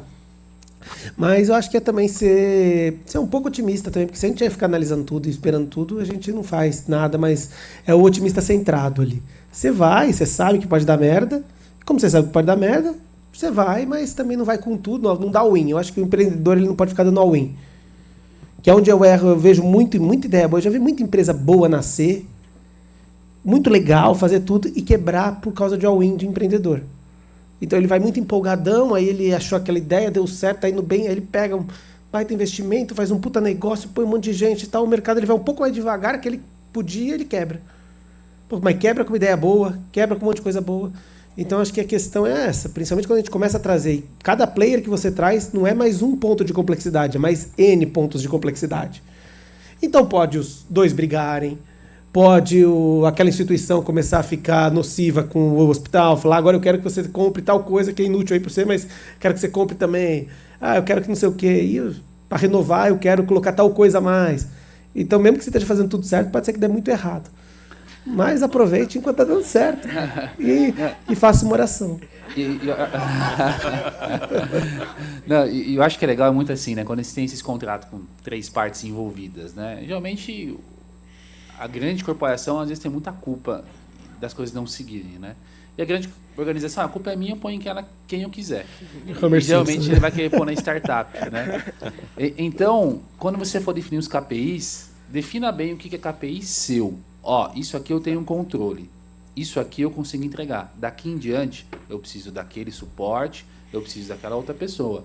Então eu não consigo garantir isso. Porque lá na frente, quando o negócio acontecer ou não acontecer, vão ter... Não, mas os KPIs não foram atingidos. A startup não serve. E aí começa até a queimar a startup dentro da grande corporação ou dentro das rodas de conversa, né? Então, consiga limitar muito bem isso contratualmente. O que é seu? Esse é KPI meu, isso aqui eu tenho que fazer. Daqui em diante tem intersecções com outras pessoas, outras entidades que fogem do meu controle. Vamos tentar, vamos fazer a gestão, mas não venha depois que ele colocar a culpa em mim. Tá, obrigada. Silvia? Primeiro eu quero agradecer os três pela aula. Maravilhosa. Marcos, tudo que você falou foi tudo que já aconteceu comigo. Tudo. Fazia um contrato no início da startup com uma grande corporação, o contrato está lá, na gaveta. Mas a operação não aconteceu, porque as pessoas mudaram, as pessoas não têm interesse, quem ele colocou para cuidar não cuida. Então, você fica na saia justa sem saber se você cobra o presidente da instituição que te abriu a porta ou você mata a pessoa do marketing que não quer te fazer nada. Né? Então, assim, e é algo muito importante que você falou, que eu acho que é um aprendizado para todos nós aqui, não coloque os ovos na mesma cesta. Porque a gente fica tão empolgado quando a gente fala, uau, a corporação tal quer o nosso produto, uau, todo mundo quer. Mas quer contrato de parceria, ninguém quer pôr o dinheiro. Quer primeiro que você prove, que você dá certo, mas todo mundo some e não te dá apoio. Né? Então, são momentos muito cruciais para a gente começar a crescer e saber como que a gente briga com a grande corporação. Porque ela traz um contrato na sua mão padrão, você não tem como mudar e você não tem como falar. E depois todo mundo desaparece porque as cadeiras mudam. Né? Então, isso eu estou agradecendo. E eu queria perguntar para o Thiago, você apresentou o Nova, mas eu pouco entendi se nós, da startup, podemos ter algum processo de aceleração, de entrosamento com você. Queria que você pudesse falar um pouquinho mais do Nova, claro, se for possível. Geralmente Obrigada. Ninguém entende mesmo, porque tanto Niterra, NGK, Mova, ninguém entende nada. Né? Mas a gente seguiu muita linha que tem em outras grandes empresas. Né? Você pega a Nestlé, tem Panela. Né? O que é o Panela? É o centro a divisão dele de inovação e novos negócios. Né? Por que a gente faz isso? Se der alguma M bem grande, não vai vincular a grande empresa diretamente, né? Tô brincando. A ideia principal é a gente ter um pessoal dedicado na busca de novos negócios e inovação. Então, esse meu time, né, ele está totalmente apartado da operação da NGK, da empresa, e ali a gente tem processo de aceleração, CVB, CVC, tudo que a gente... Open Innovation, né? Então, essa divisão, ela está de portas abertas para conversar com as startups, entender o que elas estão propondo de solução e a gente discutir internamente uma possibilidade de fazer uma POC, investir ou direcionar vocês para outra pessoa que está dentro do ecossistema.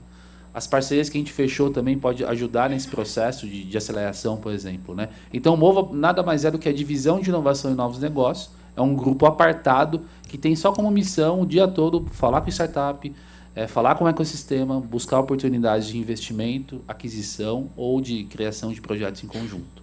Então, estamos de portas abertas lá para conversar com vocês. Muito obrigada. Depois do Natal, estou lá na sua porta. É isso aí. Empreendedora safa, né? Bem, boa tarde a todos. Meu nome é Plácido. Primeiro eu quero agradecer, né, pelo Podcamp, é o primeiro que a gente participa. A gente vê muito falar aí de contrato, né? Amarrar contrato, você analisar o contrato. Então, de parabéns os três pela grande explicação.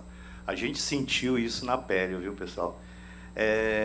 Quando eu esqueci seu nome, Fábio. O Fábio tocou na situação da Embrapi, hoje nós temos um contrato consolidado, né, com a Embrapi, a USP e o Instituto de Física de São Carlos. E foi muito bem costurado.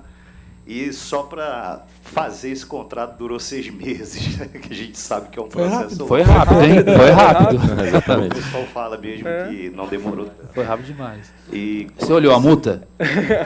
Olhou? Já está tudo bem. E o que a gente vê com tudo isso? Né? Esse cuidado que temos que ter, às vezes, é um cuidado que vai durar a longo prazo. Porque dependendo de como você faz o contrato, ele vai reger a tua vida. E quem sabe, as tuas patentes. No nosso caso, que tem patente, é um contrato muito complexo. Mas a pergunta é para os senhores. Hoje, a gente vê que a inovação no Brasil ela está bem mesmo, assim, pouca, não tem investimento. A gente vê que a área da saúde está passando por um problema muito sério. E hoje esses contratos consolidados, eles regem várias regras. Né? Para a startup hoje se manter dentro desse cenário, ela tem que ter solidez. Por exemplo, advogado, constituição de empresa, a mudança da própria empresa, e isso gera custo, não é? Então, nesse contexto, qual seria a solução ou a ideia de vocês para que uma empresa e com o próprio parceiro se blinde, a startup se blinde quanto a esse processo jurídico que a gente sabe que demora e é longo? Obrigado. Joga no chat GPT. Aí você assina o premium, manda ele analisar, ele vai te pegar ali se tem alguma cláusula fora do habitual, já faz uma primeira boa análise, e aí você já poupa muita coisa para você jogar para outros lugares. Tem o Google, né? O pessoal fala muito, pesquisa a empresa, pesquisa o parceiro. Não, e aí, de verdade, ele faz essa análise mesmo, principalmente para essas coisas jurídicas, porque o que acontece? Contrato tem algumas coisas que são habituais. Então, o NDA, ele tem cláusulas habituais. Então, sempre use uma checagem para ver realmente se não tem nada de cláusula fora do habitual. Então, algumas cláusulas mais tubarão ali, né? Que eles chamam. Um outro ponto é, nunca faça uma coisa meia boca na sua parte de criação da empresa mesmo. Vale a pena você criar a empresa, contrato social certinho, ter os funcionários certinho e tal, porque é muito complicado. Vocês começam a ter muita coisa, por exemplo, eu vejo muita gente que está começando, tem ideia legal, mas pega um PIP e aí já quer fazer rachadinha no PIP. Eu falo, cara, meu amigo, idiota, tá ligado? Idiota. Não tem muito o que você dizer. Idiota. Aí começa muito rolinho pequeno, sabe? A vida já vai ser difícil, você fazendo tudo certo. Já vai ser bem difícil. Não arrume mais problema. Então faz certinho, básico. Vai pro seu CNPJ pequenininho, põe num negocinho ali, coloca ali, você vai pegar investimento junto com outro ali, pega numa parte pequena, vai entendendo ali os riscos que você vai assumindo principalmente. E tente, eu acho que é muito errado, a gente vê muita história, porque o cemitério do fracasso ele é muito silencioso. Então a gente só vê as coisas que dá certo. Então a gente só vê, não tem uma biografia, um filme do cara que se fudeu. Ali, abriu a empresa e se fudeu. Não, é o cara que deu certo, fez um monte de... tomou risco pra cacete e se tornou o pica das galáxias. Só que a vida real é que você tomar um monte de aleatoriedade ali, tomar um monte de risco e tal, e conseguir acertar aquela única coisa com aquela aleatoriedade extrema, é raríssimo. Mas se você for ver, tem muita história de quem deu certo, que é não se expondo ao fracasso. Não se expondo a poder quebrar. Então, vai fazendo sua consultoria enquanto você vai fazendo a coisa, faz uma fábrica ali, gera algum produto enquanto você está postando aquela patente, já pensando que ela vai demorar para sair, vai fazendo uma parceria ali que você sabe que você está pensando, estão te prometendo para 1 ano, já pensa que vai ser 3, que vai demorar para começar a ter algum resultado. Não contrata um funcionário pensando naquele contrato que vai sair daqui a 2 meses. Espera sair. Já até pode ver quem pode ser e tal, tentar achar, mas não tenta assumir muito risco, porque é isso que mata a maioria. A pessoa ela tenta dar um passo muito, tenta correr, porque isso é o problema toda mídia, toda coisa, é muita questão de, você precisa crescer rápido, você precisa estar bombando, você precisa ser unicórnio muito rápido, você precisa dobrar, triplicar, lá não, triple, double, e tal, e você acha que se você não estiver fazendo aquilo, você está errado. Então, às vezes a pessoa, ela toma alguns riscos, tenta crescer ali, tenta triplicar faturamento, nisso, contratou um monte de vendedor, a conta não fechou, ele quebra com uma ideia boa. Então é mais isso, assim, eu acho que são os pontos. É você não se expor a riscos que podem te levar a uma ruína. Então, no contrato, tomar cuidado com essas cláusulas que fogem do habitual. Na parte jurídica da empresa, uma constituição de empresa, fazer tudo certinho. Não tentar achar atalho, não tentar ser muito malandro. Tem coisa que você vai ter que contratar ali. Tentar contratar principalmente CLT, as coisas tudo certinho e tal. É mais chato. Mas empreender é mais igual você ver a grama crescer do que uma montanha-russa. Montanha-russa é só no filme. Aí você vai assistir um filme de vez em quando, a história do Elon Musk, vai para o espaço, vai fazer não sei o quê. Você lê uma biografia quando você quiser uma emoção. Porque a vida real mesmo da startup vai ser mais parecida com uma padaria do que com uma coisa muito radical. O empreendedor, a empreendedora, ela costuma ser ansiosa, né? Ansioso por natureza e eu não vejo a necessidade de colocar mais roda atrás, correndo atrás da gente, né? Ao ponto de passar. Até dei uma mentoria para 2 empreendedoras pesquisadoras, Porreta, acho que tá aqui, né? E foi colocado assim, né? Não tem uma empresa, né? Tem um negócio antes da empresa. Acho que esse é o ponto. E é muito mais uma mentalidade do que faça assim ou assim, assim, assado, né? E aí uma informação para vocês, né? Eu sou voluntário na FAPESP desde 2016. Vocês sabiam que entre 60% e 70% do PIB é para a área de saúde? Vocês têm uma vantagem muito grande por conta da missão, enfim, da FAPESP, né? Então, para que acelerar? Para que, né, colocar essa ansiedade contra vocês, né? Considerando, no seu caso, patente, né? Não tem timing de mercado, é você quem faz o timing, né? Então, ter apoio mais, assim, especialmente do Sebrae, né? Tudo que vocês puderem absorver dessa mentalidade empreendedora, que às vezes falta, eu vejo que o pesquisador precisa de empreendedor, e o inverso também, né? O empreendedor precisa ser mais quadradinho, porque senão é um suicida, né? Mata-se a si mesmo e aos outros, né? Mas um outro ponto também, completando nisso, né, que você falou do FAPESP e tal, é que também você não pode ser acomodado. Você tem que tomar certos riscos.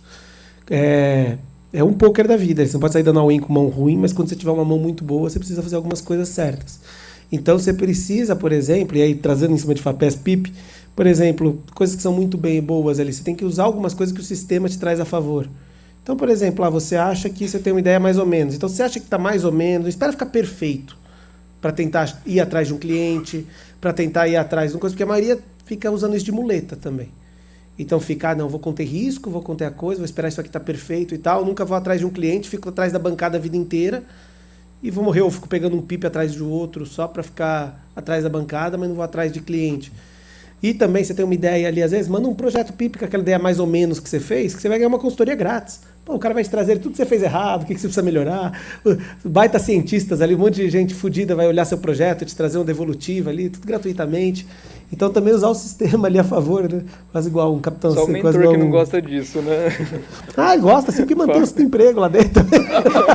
Se não tiver projeto para analisar, você não contrata os consultores. Eu sempre falo o seguinte, né? Que quando você tem uma ideia, submete primeiro no edital.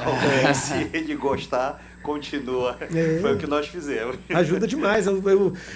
Para começar, eu tive 3 PIPs errados antes de acertar a mão ali. Tudo consultoria gratuita, muda um pouquinho. Ele traz o feedback, você muda um pouquinho e devolve. O cara analisa quando você vai fazendo as outras coisas que paga as contas. Então aí, ajuda bastante. Pegando um pouquinho nessa questão de falar certinho, fazer certinho também, né? Então, às vezes, com a grande corporação, você briga pro cara fazer uma POC de 20, 30 mil reais. Só que quando ele acha valor, ele vai pagar 100 mil num DD. E aí você pode ter certeza que eles vão achar os esqueletos na gaveta. Então faz certinho, porque eu particularmente já passei por processo de quase chegar no investimento muito significativo e chegou na hora do DD, tinha muita coisa errada, assim. E aí, por mais que a ideia seja boa, infelizmente a gente não segue. Então a gente sabe que é custoso, a gente sabe que é difícil no país que a gente está, né, com tantos exemplos ruins que a gente vê, querer fazer certo. Mas faz, porque quando chegar o seu momento, se não tiver, às vezes você perde uma grande oportunidade. E não precisa ser nem investimento. Eu já tive DD que eu tive que fazer com cliente, que é do diligence, né? Não sei se vocês todo mundo conhece, que ele vai analisar cabo a rabo ali todo o risco, isso em cima de cliente que era contratação. Não era nem em cima de uma linha para você fazer um investimento ou fazer alguma coisa. Então, às vezes, vai ser exigido em grandes empresas análises dentro de uma due diligence para você fazer uma contratação. Então, não vale a pena pegar atalho. E interessante que o prazo que eles dão para documentação é 90 dias para startup. Esse é outro problema. Mas a maioria não se aplica, né? Mas não se aplica. Tô ficando com medo aqui, não. Eu acho que... Não, tô tranquilo. Vai lá, Renato. Eu vou fazer mais uma pergunta. Minha dúvida é sobre licitação pelo Marco Legal de Inovação. Qual a opinião de vocês? Porque eu ainda vejo pouco esse movimento pelo SUS, por exemplo, para contratação de startups. Não sei qual a impressão de vocês sobre isso. Você teria alguma opinião? Agora eu vou falar sobre um tema que eu conheço muito, mas não vai ser esse, porque isso não conheço porra nenhuma. Eu também não tenho experiência, né? Eu acompanho, enfim, como profissional de inovação, eu vejo que ele é bem amplo. Né? De fato, tem mercados que atuam, outros não. No meu caso, né, incorporação, por ter a situação da energia P&D e não P&D, eu não utilizei. É uma pauta, acho que amanhã com a Luciana Bortoloso, Renata, porque aqui nós somos SUS, mas somos uma entidade privada sem fins lucrativos, então a gente não tem licitação, né, e não vai ter a contratação pelo marco legal para o SUS, assim, mesmo que seja público, não tem saída. Vai lá, acho que eu posso contribuir um pouco, porque lá no Sebrae a gente está começando a organizar esse papo. Inclusive, a gente está com o Rafael de Fácil, que é o procurador do Estado. Exato. Ele está encabeçando toda essa questão e a gente está com uma proposta de capacitação muito para a prefeitura. Está me ouvindo bem aqui? Então. Tá. Porque a gente está identificando que isso não é uma névoa só para startup, é para as prefeituras, para o poder público também. A gente tem alguns casos que eu posso citar de Pindamonhangaba, que recentemente fez, pelo meio do marco legal, mas são casos isolados ainda no estado todo. A gente está falando de 645 municípios em São Paulo. Então, são casos isolados que ainda estão começando e a gente, ano que vem, vai ter uma ação tanto de capacitação da startup para conversar com o poder público, tanto do poder público para receber a startup e utilizar o marco legal. Posso dar um pitaco nisso? Você falou de Pindamonhangaba, eu faço parte do Parque Tecnológico de São José dos Campos. Tanto Pinda quanto São José usaram o marco legal nesse sentido. No que diz respeito ao SUS, eles conseguiram fazer até uma parceria que você pode testar a sua solução dentro das cidades. Então você consegue, sem fazer o processo licitatório, só com a aprovação da secretaria, testar a sua solução e sair com um atestado de capacidade técnica. Então o marco legal nessas 2 cidades ajudou bastante. Boa. É sensacional. E você ainda tem um corredor de saúde, que você tem várias cidades que você pode utilizar também.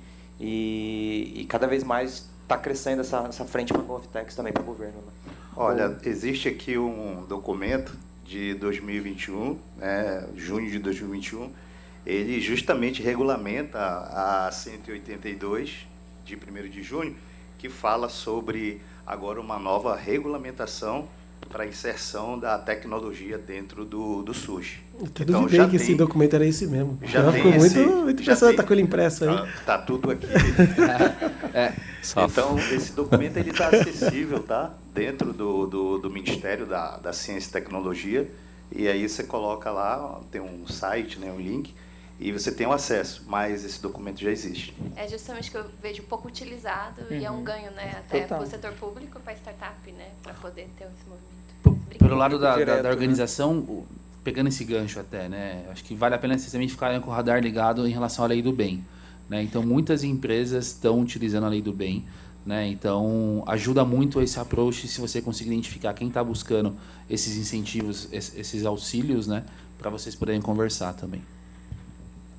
Vai lá, Graciela. Legal. Obrigada aí mais uma vez, né? Todos estão agradecendo bastante. Acho que é uma verdadeira aula. Eu passei por um processo de DD com 6 meses de empresa, então me viraram de ponta cabeça. Se alguém quiser conversar aí a respeito... Enfim... A minha pergunta é o seguinte, a gente de projeto já tem algum tempo aí, de mercado temos pouco tempo, né? Porque saúde envolve pesquisa, envolve N coisas. E aí sempre que a gente apresenta a solução, é um monte de gavião, né? Ah, eu quero ser sócio, etc. E às vezes são grandes players, né? E a gente fica naquela, pô, ia ser legal, mas será, né? Então, assim, a minha pergunta é, o que vocês recomendam, né, para a gente analisar, assim... Claro que tem várias pessoas que a gente tem conversado, a gente não coloca os ovos na mesma cesta, mas a gente sempre fica na dúvida no que levar em consideração quando vem a pessoa gosta da solução e antes de uma POC, por exemplo, que já fala em sociedade. Legal. A gente teve algumas experiências nisso, né, no decorrer da empresa. Você tem que tomar um pouco de... O que é o que eu considero, né, sempre? Primeiro, exclua a parte de dinheiro. Dinheiro você consegue muito mais barato do que por equity, do que por qualquer coisa assim. Então, dinheiro você consegue, principalmente em P&D, em coisa, você consegue financiamento público, retornável, aí tranquilo. Quando você começa a pensar nisso, aí vem um pouco o que eu levo em consideração, a parte estratégica. Só que a parte estratégica ela tem que estar muito bem costurada. Porque o que acontece? Se você não tiver ela muito bem costurada, a gente já teve acordos desses caminhando, que depois a gente cancelava no final por falta de costura interna, de entregável mesmo. Porque na ideia, no vamos ver da coisa, parece que é tudo lindo. Então a pessoa vai te prometer mundos e fundos. É igual um casamento ali. Ela vai querer, tá no namoro, tá na fase do namoro, te prometendo tudo, mas grande parte das vezes vira um relacionamento abusivo. Então você tem que tomar um pouco de cuidado. Porque você é o fraquinho ali, o outro lado é muito forte, então tem que tomar muito cuidado nisso. Então, o que é importante? Mesmo você decidir entrar em alguma coisa dessa, pensar formas que você pode sair. Que você possa entrar nessas coisas assim, por exemplo, aí vale a pena, por exemplo, o contrato de opções, mas que te dê a opção também de não entrar. Ou, por exemplo, contratos de opções que você receba esse dinheiro e não use.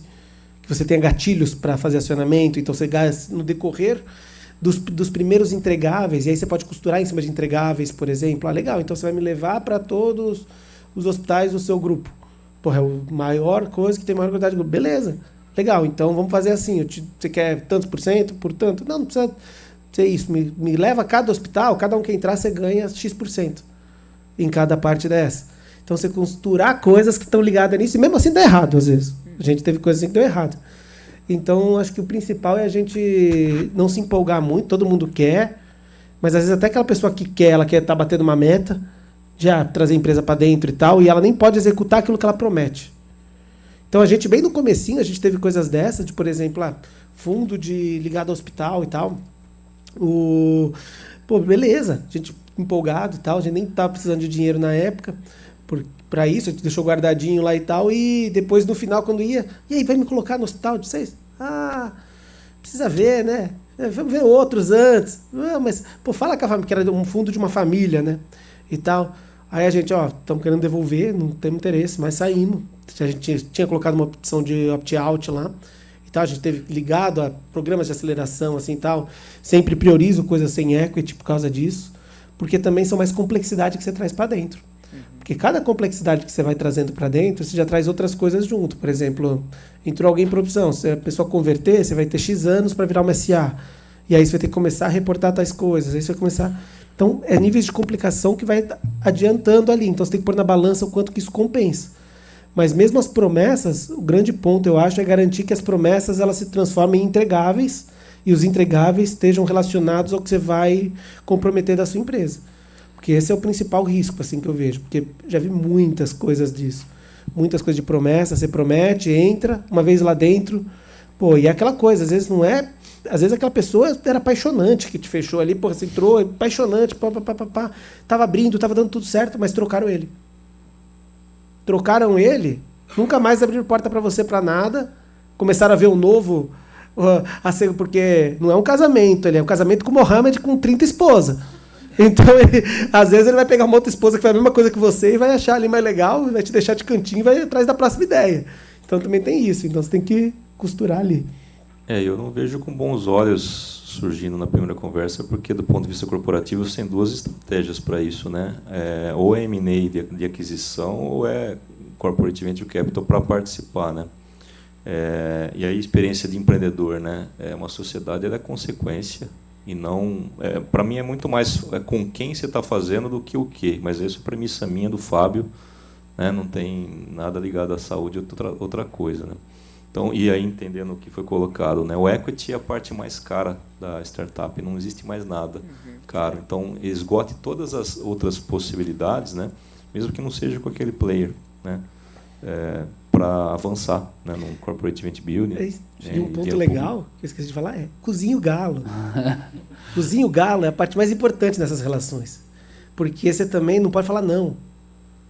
Quantas vezes eu fiz isso? Aí você fala, vamos ver isso aí, né? Pô, não, legal, muito legal, vamos ver. Tamo junto. Vamos ver como funciona, a gente aqui tem umas coisas. Manda o contrato, ele manda, você enrola. Sabe como é? Não tem coisa. Mas não dá para abrir o hospital que você falou que estava querendo muito. Aí você já vai cozinhando galo. Às vezes você fecha um monte de coisa ali dentro, você nem fecha o contrato maior e você fecha um monte de coisa dentro. Então também você tem que cozinhar o galo. Você não pode falar pro cara que ele é feio e mandar ele embora, que ele, não quero você e tal, porque às vezes é um bom cliente. E às vezes ele está empolgado, sabe? Ele só está empolgado, ele nem queria realmente fechar um negócio gigante com você, ser parte.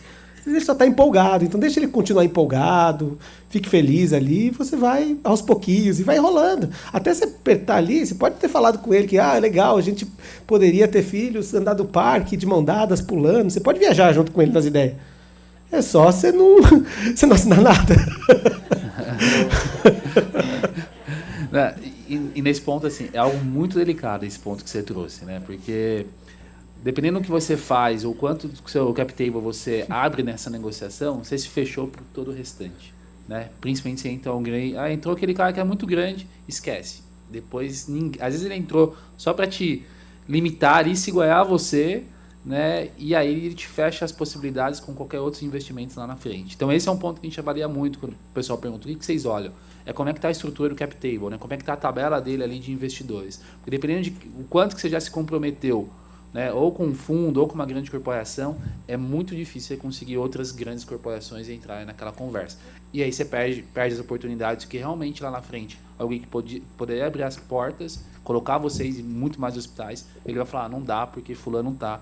Aquele cara que você nunca foi em reunião de conselho, ele nunca mais voltou, né? Só que ele te travou de uma forma que depois você não consegue se movimentar mais, né? Então, essa é uma coisa muito complicada e tem que tomar muito cuidado nessa fase. Tem que refletir muito, tem que tomar decisão em algum momento, mas pensa muito bem o que vai se fazer, né? Ou cozinha o galo. Eu já cheguei a cozinhar galo por 6 anos.